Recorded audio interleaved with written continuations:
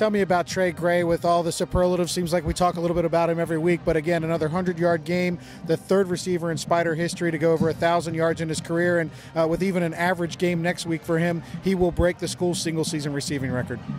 He's had a great year. You know, he's a warrior out there, and he's been banged up, but he keeps plugging away, and you know, he's had an outstanding year. So I just, you know, our goal coming up, we just got to. We told these fifth-year seniors we got to try to find a way to send them out on a positive note this week because they've battled their tails off all year and worked hard, and things hadn't worked out the way we wanted. But you know, we're going to do everything we can this week to finish this thing on the right note.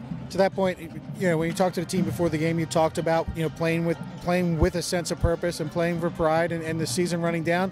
Your guys went out there and they were fighting to the very end. I know, you know, it's hard to have moral victories, but again, you have to be proud about the way this team is still competing given all the injuries.